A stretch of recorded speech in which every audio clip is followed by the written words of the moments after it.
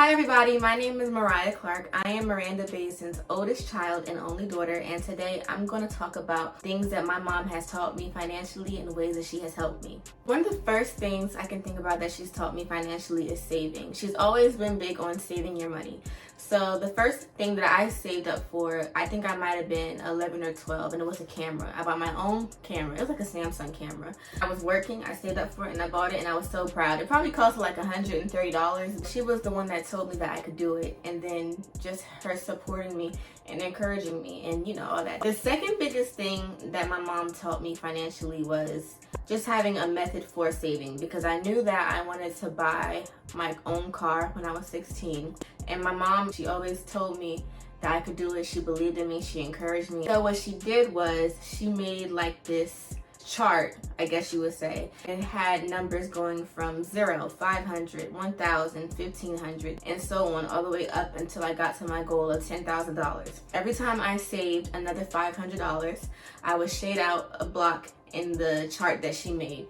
And that was how I kept track of my car savings. So one thing that I'll always remember from that is that when you're saving up for something, when you have a little activity associated with it, you get to color something in, it just makes it a little bit more fun, a little bit more of a fun challenge, I guess you would say. So moving on, once I graduated from high school, I became a full-time nail tech. Against my parents' wishes, I could have done that and gone to college, but I chose just to be a full-time nail tech and not go straight to school. My mom told me that I had to start paying rent because I chose to be an adult. And at first I was upset. I had a goal to buy a house, and I hadn't reached my goal in the timeline that I had told my mom that I would. What I think her purpose was in making me pay rent was just understanding what it takes to have a responsibility on top of doing the things that you want to do, whether that's saving, whether that's traveling, whether that's self-care, whether that's living life, whatever it is. Understand that you might make a nice amount of money, but if you don't know how to manage it, it's going to all be gone. You're not going to be able to build the way you want to if you don't know how to save. So when I first started working full-time and I was making a lot of money, I did not have a budget. I was able to pay the rent, no problem, but then I would spend and splurge on myself, and I had never experienced having that much money regularly. So I would spend and spend and spend, pay for things I had no business paying for. So my mom was like, we're going to put you on a budget, and it's a monthly budget. She's the one who taught me that you need to have a budget. You need to know where your money is going, know how much you can spend towards certain things. And then she also, because I love coffee, and I still have a coffee problem to this day, where I do buy a lot of coffee and I do eat out a lot. You did the math. She said, how much are you spending at Starbucks on coffee every day? I was like, $6. Okay. Let's say I go to Starbucks 5 times a week. 6 times 5, $30 a week. 30 times 4 is $120. And that is how much you're spending a month on coffee. Not only would I get coffee, but I would also get a sandwich too. So if you add the sandwich in there, I'm spending about $250 a month at Starbucks. Once you put that into perspective for me, it really taught me, like, you know what, I really do need to cut back. So that's when I started making my own coffee at home. Now I must say, I'm not perfect. I still struggle with iced coffee. I think Starbucks puts crack in their coffee or something. They put something in their coffee, okay? Because no matter what, I cannot replicate the coffee myself. The point is, doing that put it into perspective so that whenever I do go through hard times, if I'm on a tight budget, I already know the first thing I'm cutting out is coffee.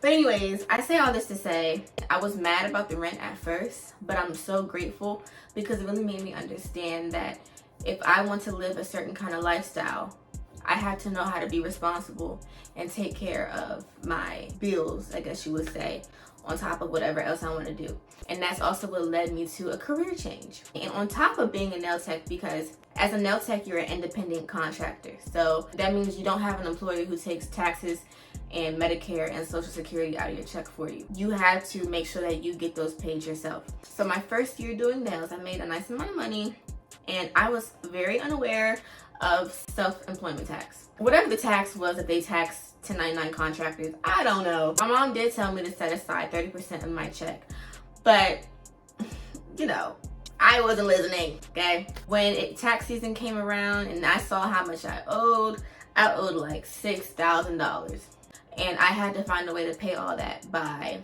I think, October or something. It was a lot, but from that, she was like, okay, this is what we're gonna do. we're going to get you an LLC for your nail business, and you're going to put yourself on payroll. That way, by the end of the year, you're going to get a W-2 for tax season, and you can report your taxes yourself. My mom, she be doing stuff. She really helped me out because I said, oh no, I can't be doing this every year. It made my life so much easier because at a nail salon, you get paper checks, but when I put myself on payroll, I got direct deposit. So I like that. Another way that she's helped me financially is with my tuition. My mom does not want me to take out student loans at all. Like, I tried. It's been some times where I thought it might just be easier to take out student loans, but she told me, her and my stepdad Dexter, they both said that I don't need that. When I graduate from college, I don't need to have to worry about paying student loans.